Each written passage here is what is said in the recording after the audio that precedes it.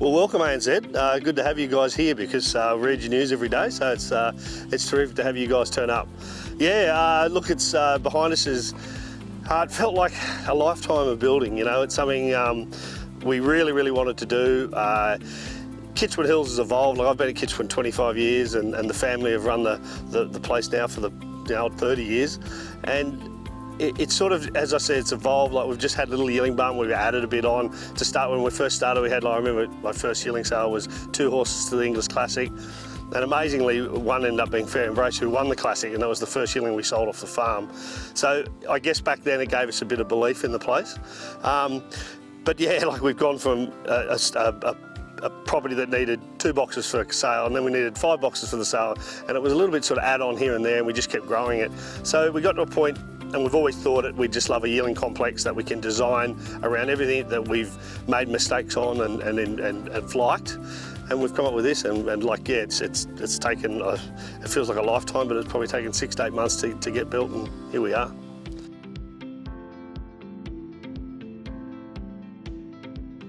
Yeah, I don't know if this has just evolved as well, but as time's gone on, people have learnt to come early in the morning, have a good big breakfast with us, which has been terrific. And but we do get a lot of praise late afternoon, where a couple of cold beers after the parade does play a role. And we've built it around that. We want people to come here and enjoy the experience. We're a little bit further out of town, like Widden in some regard. They're a bit further than us, but it takes half an hour to come up. And not only do we want them to come just to enjoy the horses, we want them to come to enjoy, you know, all of us and what we have to offer, which is often just good family hospitality and a few beers at the end of the day. So that's another important part, and that room's definitely going to play that role.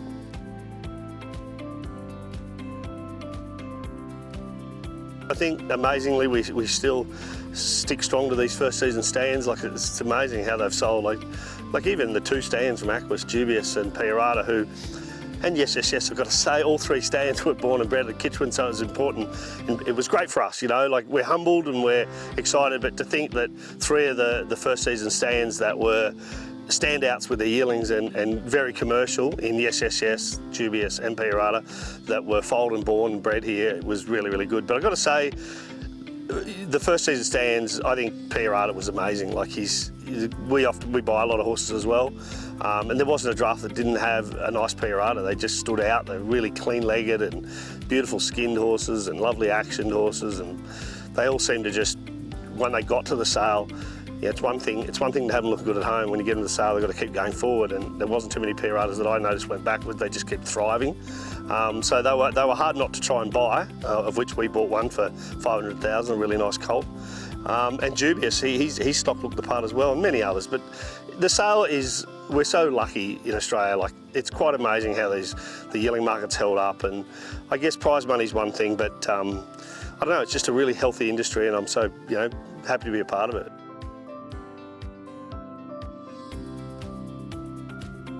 I'll be very interested to see how English Classic goes. To me, it's really the sale that is a bit of a measure of really what the market is, because it's a sale where syndicators are very strong at, you know, and I wonder if I saw enough action from all syndicators at the Gold Coast. Definitely saw the big guys play.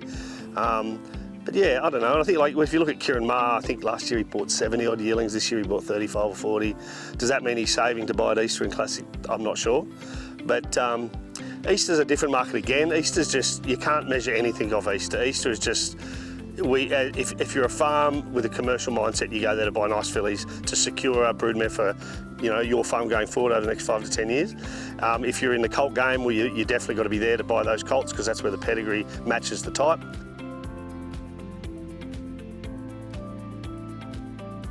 You know, I know that not many farms will stand here and say, oh, we're not happy with our foals, but I've got to say, it's not just me who's talking about the graph foals. They're just really good, lovely substance. They've got bone, they've got great actions there. And we've started weaning now. They've got really good attitudes too, which is another extremely important part of what we do. But look, they're lovely foals. I get great confidence in Graf.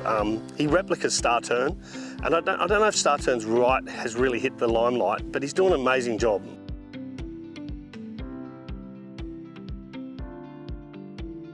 I don't know exactly what the secret is. You know, we can rattle on about the amazing limestone, and we can rattle on about all types of things, but I think just it all starts with your matings. Obviously that plays a bit of a role, and having a natural approach to everything you do. We prep our yearlings as a stepping stone towards what the goal is, not the only goal is the sale. And so I don't think it's something that we drive them to get them to the sale no matter what happens. Like, we're prepared to maybe take a small cut in the ring, but that horse to go on and be a stakes horse. And there is certainly that plays a role. If you really milk them to the last second to get that money in the ring, I think it certainly can play a role in them as racehorses going forward. I think that's something too, not letting them get too heavy. The mountains play a massive role. All of our yearlings are in the hills. No yearlings are brought up on the flats. And we treat them like horses. We let them feel winter. They're seasonal animals. Like I just said to you guys before, I don't know if it's not something, we're not a dryland farm, we've got good irrigation, but I don't know if it's important to have them always on green feed.